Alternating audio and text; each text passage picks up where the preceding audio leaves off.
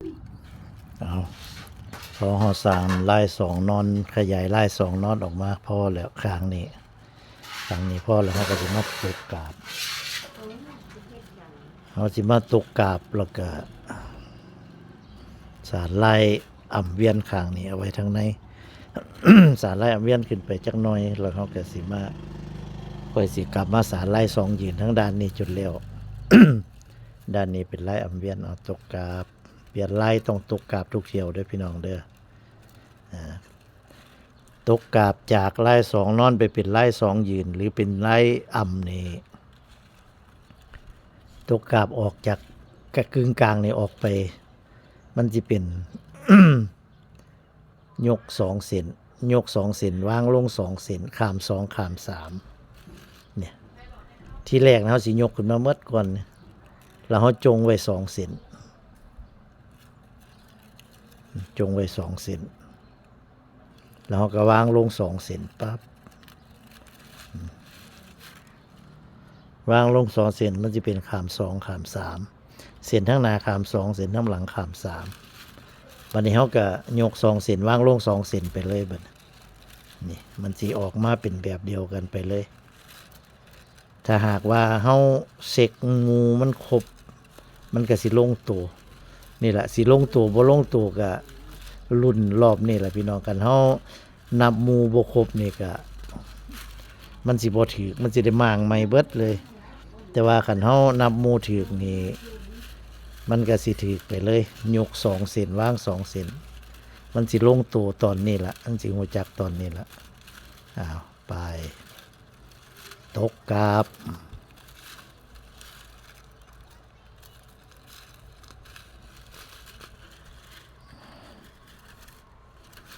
ตกกาบ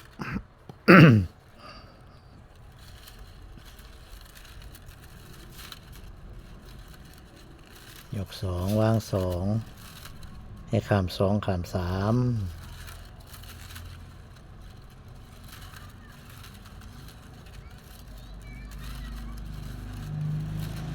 แต่ว่าขันไล่อ่ำยืนนี่มันสิเป็นหมู่สามอันนี้มันเป็นไล่อ่ำเวี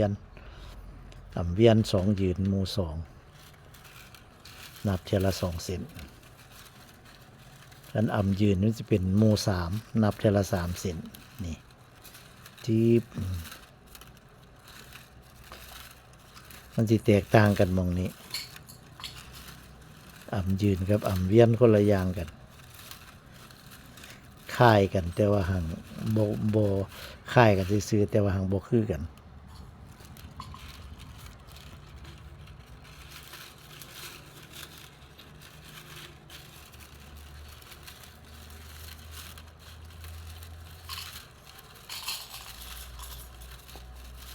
ข่างกระแตก็สิเป็นหมู่สองคือกันไล่ข่างกระแตกับหมู่สองสิแบบเดียวกันนี่แหละ แต่ก่อนโปรตุเวียนเพิ่นสิสันข้างกระแตดีแต่ว่าเพิ่นไปเกิดใหม่ละ โปรตุเวียนเพิ่นลาไปละเพิ่นไปบ่กลับละแต่ก่อนผู้ใดติดตามมาเรื่อยๆก็สิฮู้จักโปรตุเวียนสารกระติบเขาลายข้างกระแตกับสารของปอกหาโปรตุเวียน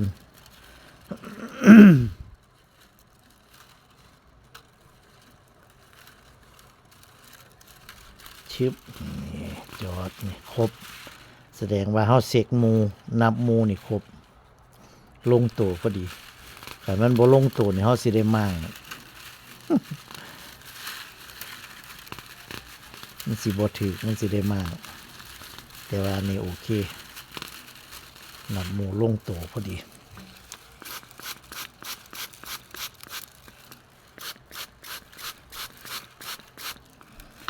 อ่ำเวียนบัดเนี่ยนี่พอตกกาบแล้วปุ๊บ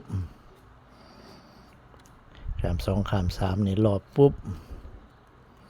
วันนี้เราก็มาเริ่มอ่ำเวียนกันเลย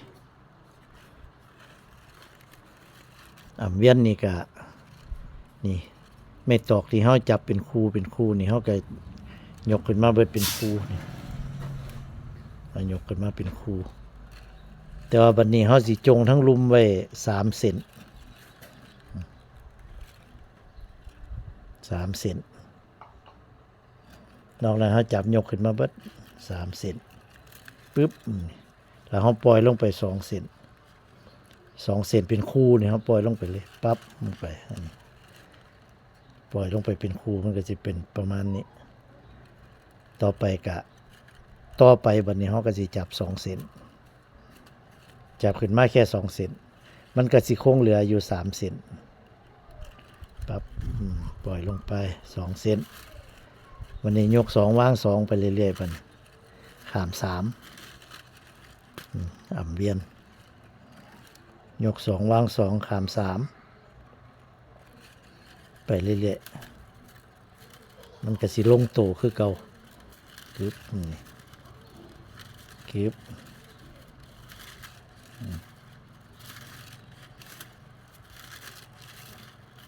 จิบ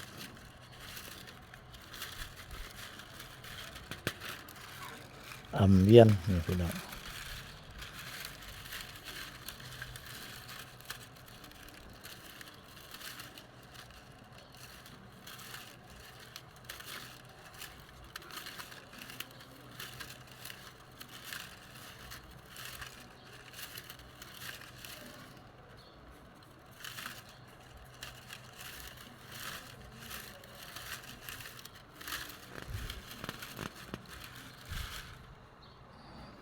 อ่ำเวียนเขาสิสานขึ้นไปจัก3-4 รอบ5 รอบพุ่นละ4 รอบ5 รอบ6 รอบไปกลับพุ่นละเขาจะค่อยสิมัดส่วนแล้วก็สิกลับขึ้นไปสานไฟทั้ง 2 ยืนบัดนั้นสาร2 ยืนแล้วม้วนแล้วเรียบร้อยจะค่อยสิกลับขึ้นมาสารอ่ำเวียนอีกไหม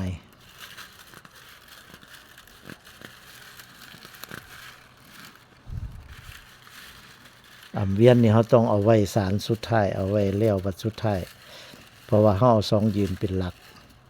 เขาเสียวยาวเอาสันเอาสูงเอาต่ำนี่อยู่กับ2 ยืนเอาไล่2 ยืนเป็นหลักพอเขาสารไล่2 ยืนแล้วม้วนเรียบร้อยเขาก็มาสารไล่อ่ำแล้วเขากระแทกเอาแทกจากจุดกึ่งกลางไปหาหม่องสิม่วนว่าเอาซ้ำใดมันจังสีเสมอกันมันสีคากันเวลาเขาไปพับกึ่งกลางมันก็สีทอกันทั้งนอกทั้งในมันก็สีพอดีกัน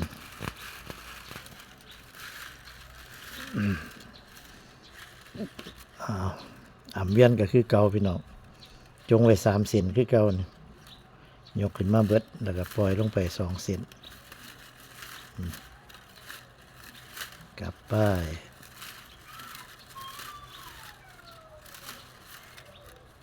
กันปกติธรรมดาเขาสารแบบเขาบ่ได้เฮ็ดคลิปเฮ็ดหยังมันก็เขาก็สิไวอยู่สารไปอย่างไวอยู่แต่ว่าคันเขาเฮ็ดคลิปให้พี่น้องเบิ่งเขาก็สิเฮ็ดไปซ่าๆเพื่อว่าให้พี่น้องได้เบิ่งทันแล้วก็เข้าใจอธิบายไปนำ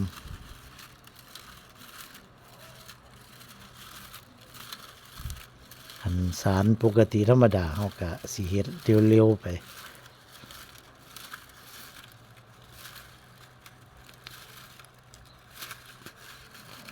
มันจะขึ้นเร็วลายอ่ำเวียนมันจะขึ้นเร็วกว่าลาย2 ยืนเพราะฉะนั้นข้าเจ้าเลยพากันนิยมสารลายอ่ำเวียนนี่ไว้ทั้งในเพื่อว่ามันจะขึ้นเร็วมันจะสารเร็วกว่ากันอันที่สารลาย2 ยืนทั้งนอกทั้งในก็ได้อยู่แต่ว่ามันก็สิได้สารหลายได้โดนได้ซ่าได้เพราะฉะนั้นก็เลยมาเปลี่ยนเป็นลายอ่ำเวียนนี่ไว้ทั้งในเอา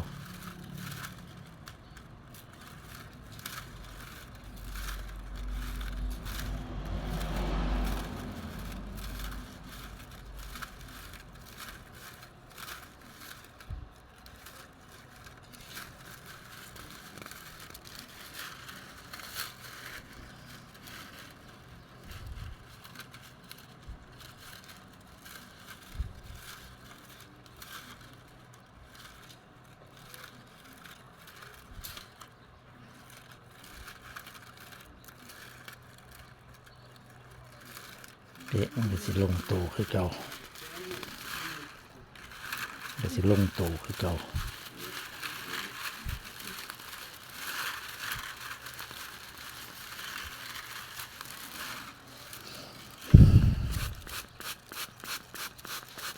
โอ้มันร้อน อากาศร้อนมันแห้งเร็วตอกนี่แห้งแป๊บเดียว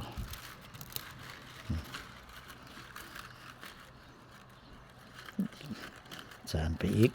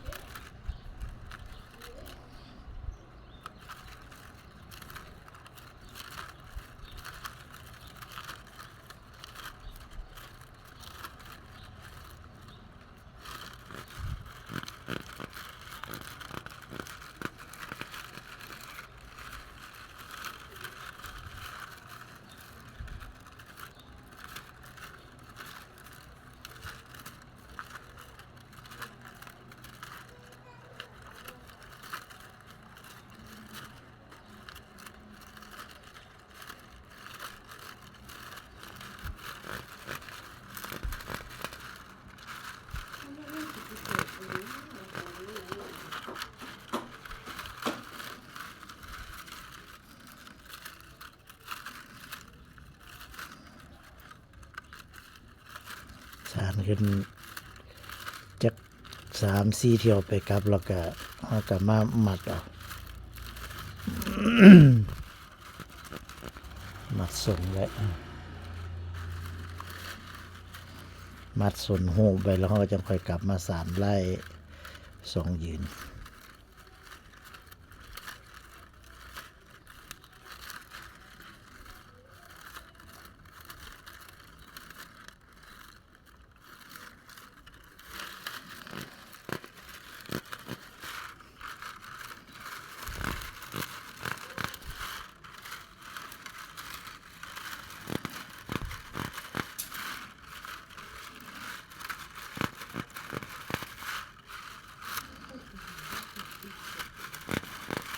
ตามที่จริงไม่ตอกเขานี่แห้งดีเขา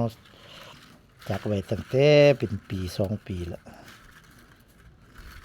แต่ว่ามาเห็ดมันได้ใส่น้ำมันบ่สั่นไปบ่ไหวมันสิขาด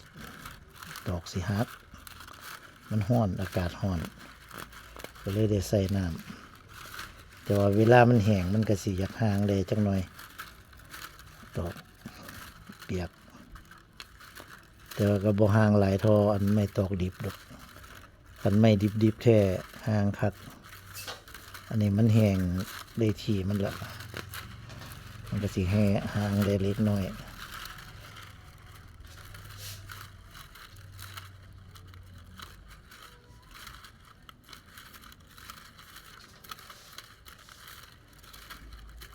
แต่ว่าไล่ไล่อ่ำเวียนนี่มันสิเสียอย่างเดียวคือไม่ตอกมันมักสิซ่อนกันตอกมันมักสิไปซ่อนกันมันได้ขี้ออกจากกันไม่ตอกตอนสารแรกๆก็สิบ่ปานใดดอกขึ้นไปอีกจัก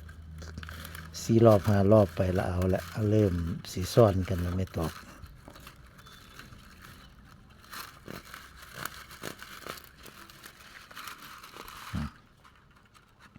เริ่มซ่อนกันเข้าไปแล้วแต่เวลาเฮาสารมาเฮาก็ขี้ออกคือเก่า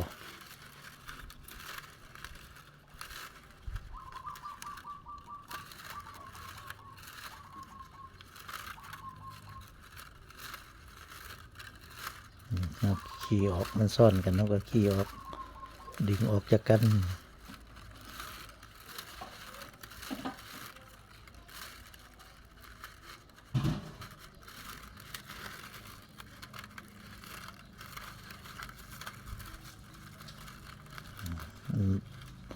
มันซ่อนกันตอกซ่อนกันเราก็ดึงออกจากกันเรา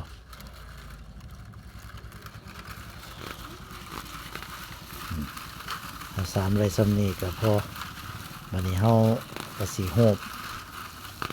บส่วนตอกเขาแล้วก็มัดเพื่อว่าเฮาสิขึ้นมาสานทางด้านนี้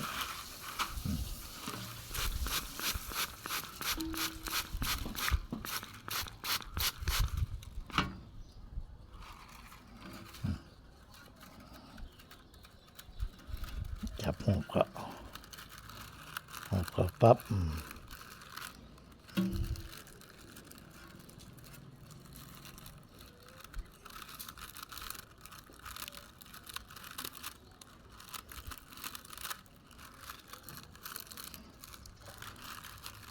มัดแล้วเฮาก็สิหากระดาษหาหยังแข็งๆมาหุ้มไว้เพื่อว่าสิบ่ให้มันหักส่วนตอกบ่ให้ส่วนตอกหัก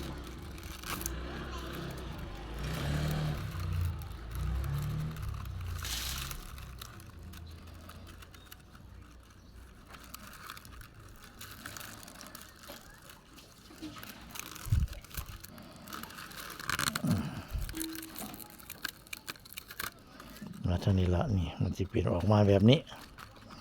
บัดนี้เฮาก็สิมาไขตอกทางนี้นี่